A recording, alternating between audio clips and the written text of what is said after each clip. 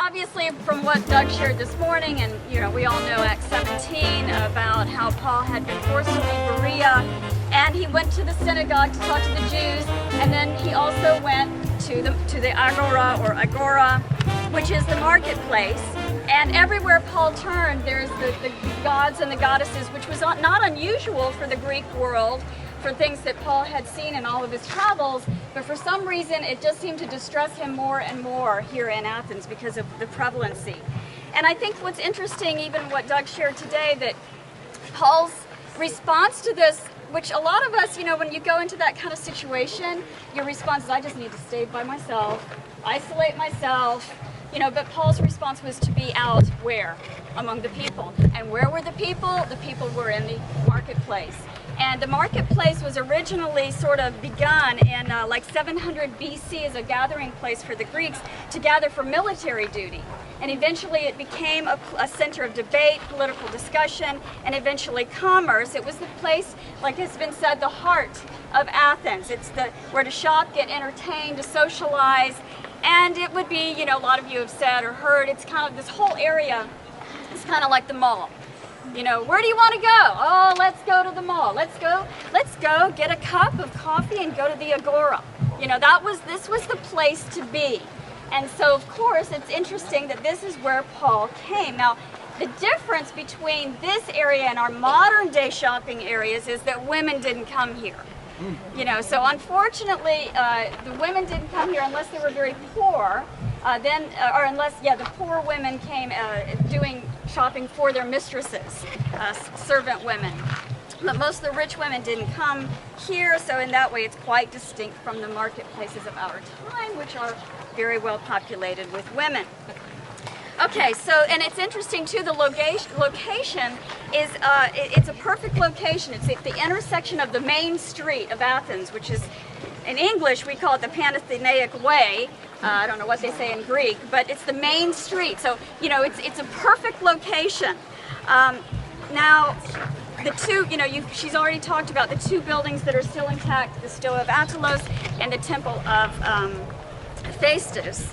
Now, as she said, this was like a shopping mall, 2 stories, 21 shops or offices on each floor. This is now a museum. But the Temple of Hephaestus was, the god Hephaestus was the blacksmith, the god of blacksmiths, forging. What's it called? Forging. And on the, maybe that too, but on the friezes around the temple, there were images of Heracles. Now, I got him mixed up with Hercules. Heracles is somebody completely different.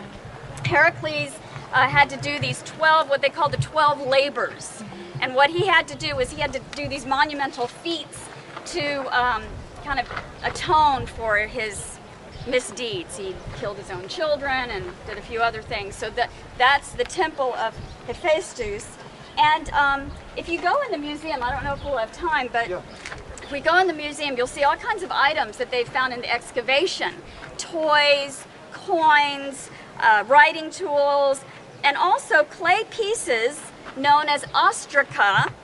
Now, ostraca have been unearthed. They were inscribed with the names of people who were considered dangerous and subversive to the community.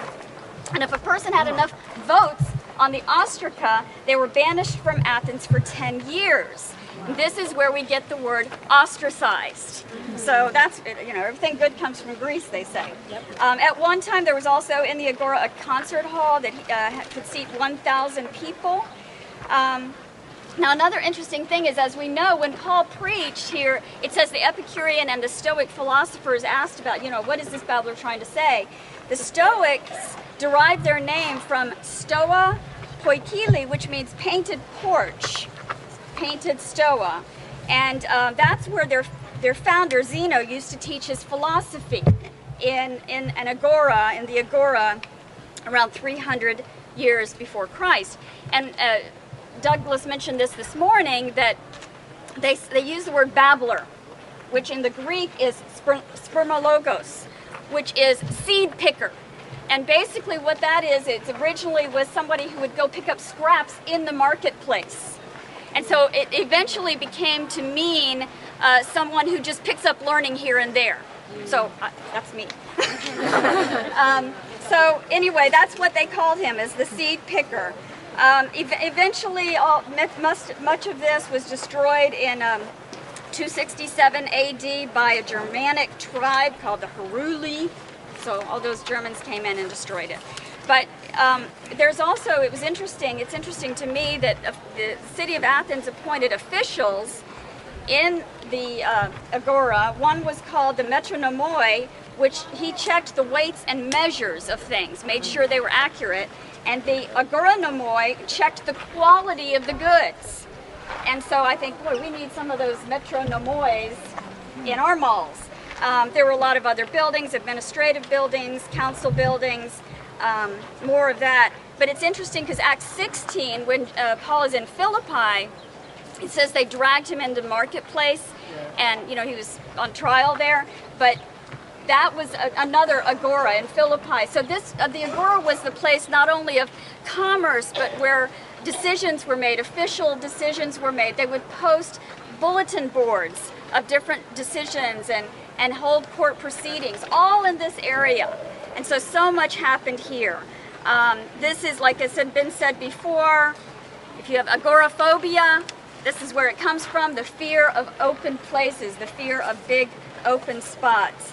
I think this has been said also, but I found it very interesting that in the 1920s, they were trying to excavate all this. It was actually covered with buildings and homes, and they turned to the Americans, and John D. Rockefeller gave $250,000 to help finance this project, which obviously is still going on. So I just think that the Agora is such an interesting place because so much happened here. And you can just imagine all the people, it's just the city center. And so as you walk around, you'll just be a part of what Athens was like 2,000 years ago when Paul